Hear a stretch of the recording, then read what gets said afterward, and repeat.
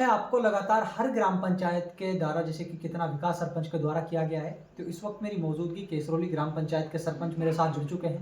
मैं उनसे जानना चाहूँगा रफ़ीक जी से, जैसे कि जो उनका जो कार्यकाल रहा सरपंच साहब को 5 साल का कार्यकाल पूरे होने पर है, तो उनसे मैं जो बात करूँ, जो 1 साल उनका साल बढ़ाया गया, तो उसको लेकर सरपंच साहब ने किस तरह ये सोचा कि भाई मुझे अपनी ग्राम पंचायत में काम करना है। सरपंच साहब, पहले तो हमारे इंडिया न्यूज़ 64 में आपका बहुत-बहुत स्वागत है। धन्यवाद। सर देखिए, अगर बात करूँ मैं आपके कार्यकाल को लेकर, जनता ने आपको 5 साल सरपंची के लिए चुना। सरपंच साहब, किस तरह का विकास रहा है? क्या कहेंगे?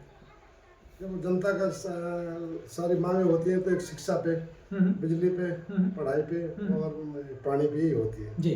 हाँ, उनका हम भरपूर जोर हमने उनके विकास कराए हैं। हुँ, हुँ। जहाँ तक हमारे पास बजट आया वहाँ तक खूब विकास कराया है। जी। हाँ। सरपंच साहब, पहली बार जब आप सरपंच बने, तो किस तरह ग्राम पंचायत में आपके सामने समस्याएँ आई कि भाई मुझे इस ग्राम पंचायत में ये काम, उस टाइम क्या हालात थी ग्राम पंचायत की? ग्राम पंचायत यही बस सड़कों की और पानी की ये दिक्कत थी, बिजली पानी सड़क यही इसकी दिक्कत थी। हुँ, हुँ।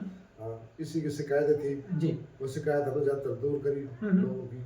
सरपंच साहब, देखिए अपना जो क्षेत्र है, मैं बात करूँ अपनी केसरौली के, जैसे बटेसरा गाँव हो गया, जिसमें सरपंच साहब वहाँ पे पीने के पानी को लेकर बहुत बड़ी समस्या है, जैसे कि लोग बाग होते हैं। सरपंच साहब, उस समस्या को किस तरह आपने उन लोगों को राहत पहुँचाई कि मुझे पानी के लिए काम करना चाहिए? देखो हमने अपने विधायक से हुँ, हुँ। और उनसे कहकर घर घर में क्या है कि नल जल योजना है जैसे जय जल बिल्कुल। वो बटेसरा में करवा दिया है। 3 साल हो गए चालू है। जी। इसी तरह चिपराड़ा है हमारे गांव में, गेसरोड पंचायत में था, उसमें भी हमने चालू करवा दी है। हुँ, हुँ। फिलहाल उसमें पानी की किल्लत नहीं है। जी। अब रहा खुद केसरोड गांव में, हेडक्वार्टर में, यहाँ पे भी पानी की टंकी में हमने 2 बोर करवा दिए हैं। और वो सब जैसे फसल खाली होगी तो पाइपलाइन बिछा के उसको चालू करा देंगे, टंकी बनवा देंगे। जी। हाँ। रफ़ीक जी, सरपंच साहब आपने बहुत अच्छी बात कही कि मैंने ग्राम पंचायत को लेकर जो जेजेम का जो काम था सेंट्रल गवर्नमेंट के द्वारा, उससे तीनों गांव में जेजेम का काम को से कंप्लीट कराया। सरपंच साहब, अगर मैं बात करूं तो किस तरह उसने गांव की जो किल्लत थी उस टाइम पर, आपसे क्या कहते थे लोग बात उसके? गांव के लोग ये कहते हैं भाई हमें किसी भी तरह बस पानी दिलाओ। पानी की सबसे ज्यादा पानी की किल्लत होती है। तो हमने पुरजोर मेहनत करके उसको जो पानी की समस्या खत्म किया है, घर घर पहुंचाया। अब भी कुछ ढाणियाँ रह रही होंगे, पहुंचाएंगे पानी। जी। हाँ।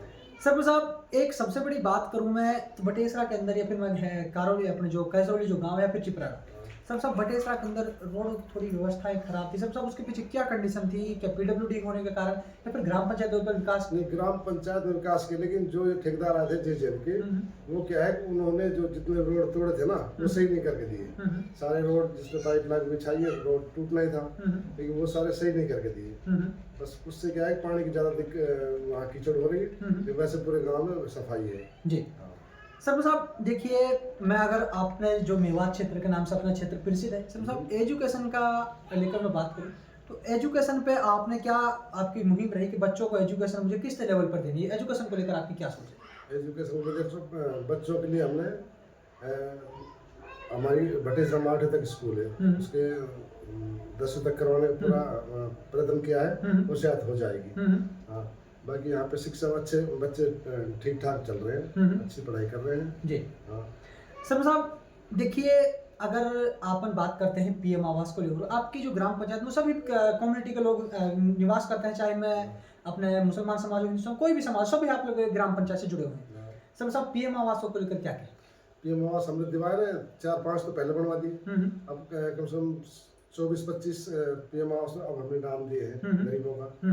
लेकिन थोड़ी समस्या आती है कि अब पीएम आवास वहाँ पे देते हैं भाई जहाँ पे एक तो आबादी में गाँव होना चाहिए, खुद की जमीन होनी चाहिए। हमारे यहाँ पे कुछ लोगों के पास खुद की जमीन नहीं है, पहाड़ की वाल है, सरकारी जमीन है, तो वहाँ पे मंजूर नहीं होता है। बाकी पीएम आवास हमने बहुत दिवाए और बहुत चालू भी करवा दिए, कुछ बन भी गए। जी।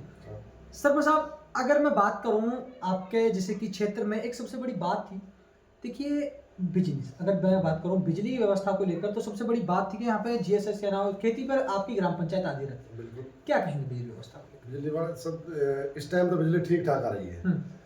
कुछ जब ज़्यादा लोड होता है सीजन के टाइम में, उस टाइम थोड़ी सी परेशानी होती है। बाकी अब यहाँ से आए जैसे फसल कट गई, अब लाइट खूब दे रहे, खूब अच्छी लाइट आ रही है इस टाइम पर। बीच में सर्दियों में परेशान हो गए थे, बस 6 घंटे लाइट आती थी, उसमें 6 घंटे में 4 घंटे 3.5 घंटे की लाइट दे देते, बहुत कम लाइट दे देते हैं।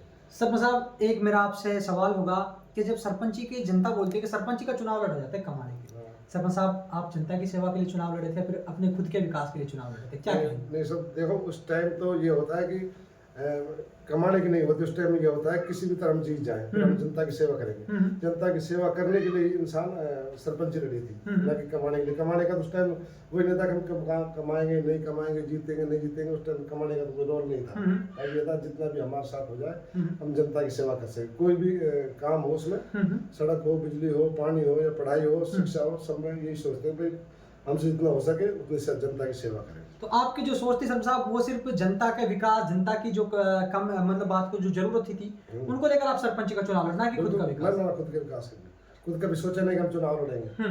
बस पब्लिक ने चाहा और हम चुनाव लड़ लिए। फिर लास्ट में ये सोचा चलो पब्लिक ने हमें जिताया तो पब्लिक के काम आएंगे हम, और सारा काम हमने किया जितना हो सका सारा। सरपंच साहब आने वाले चुनाव को लेकर क्या तैयारी है? लोग बागों से पूछा कि अगर रफीक सरपंच साहब दोबारा बनते हैं तो ग्राम पंचायत में किस तरह की विकास किया जाएगा? अगर मैं बात करूं तो अगर दोबारा जनता मौका देती है। देखो दोबारा जनता मौका देती है, अभी तो कोई पता नहीं कितना टाइम लगता है, कितना नहीं लगता है, कौन सी सीट आती है। और गांव में भी इस टाइम क्या है बदलाव हो रहा है, कौन पंचायत कहाँ रहती है कहाँ नहीं रहती है। बाकी फिर भी अगर पंचायत गांव वाले या ग्राम पंचायत चाहते हैं दोबारा सरपंच बनाए तो हमारा तो यही प्रयत्न रहेगा कि हर आदमी, गरीब आदमी के लिए, हर आदमी के लिए बिजली हो, पानी हो, सब चीज के लिए उनके लिए हरदम तैयार रहेंगे। सरपंच साहब जी, छोटे मोटे जैसे कोई काम पड़ते हम कभी किसी को मना नहीं करते जी। सरपंच साहब अपने मुसलमान समाज में सबसे पवित्र महीना में बात करूं, रमजान का महीना फिलहाल चल रहा है, ईद का त्यौहार भी आने वाला है। सरपंच साहब क्या कहेंगे रमजान का महीना को लेकर, ईद उल फितर की क्या किस तरह की मुबारकबाद दें? देखो हम तो सारे जितने हमारी पंचायत में, पंचायत से अलावा सबसे ये कहते भाई सारे भाई हिंदू मुस्लिम सब एक मिलकर रहो। हमें भी रोजे से रहता हूँ, रमजान रखता हूँ। बाकी हमारे सबसे ये है भाई लड़ाई भिड़ाई और जातिवाद खत्म करो, अपने आराम से रोजा रखो और हिंदू भाई से कहते हैं मिलजुल के रहो। बस ये हमारी प्रेरणा होती है कि सभी को भाईचारा बना रहे। सरपंच साहब ईद का दुआ भी यही करते हैं जी, हम दुआ भी यही करते हैं कि हमारे एरिया में, हमारे रामगढ़ क्षेत्र में भाईचारा बना रहे, कोई तरह का जातिवाद नहीं होना चाहिए जी। सरपंच साहब ईद का त्यौहार आने वाला है, जिले वासियों को, राजस्थान में पूरे देशवासियों को ईद की मुबारकबाद किस तरह देना चाहेंगे हमारे चैनल को? तो दुआ करेंगे सब आपके चैनल से भी, हम वैसे भी दुआ करते हैं अमन चैन की, हमारे पूरे मुसलमान भाई, पूरे हिंदू भाई सबको अमन चैन। हम तो ऊपर अल्लाह से ये दुआ करेंगे सबको सुखी रहे। तो ईद की मुबारकबाद सबसे पहले। तो आपने देखा मेरे साथ एक ऐसी शख्सियत जुड़ी थी, रफीक सरपंच साहब जुड़े थे। उन्होंने जैसे कि बताया, मैं भाईचारे की एक मिसाल को लेकर, जैसे मेवात क्षेत्र में भाईचारे की मिसाल पेश की गई थी, उसको लेकर सरपंच साहब ने विस्तार से बताया। उनका जो कार्यकाल रहा उसमें चाहे गरीबों के विकास की बात की गई, गरीब जो लोग हैं उनको किस तरह सरपंच साहब ने उनकी जो सेवाएं की, यदि जनता उनको दोबारा एक्सेप्ट करती है, उनको सरपंच चुना जाता है तो किस तरह वो विकास करेंगे। तो आप लोग मेरे साथ लगातार देख रहे हैं पंचायती चुनाव कवरेज राजस्थान।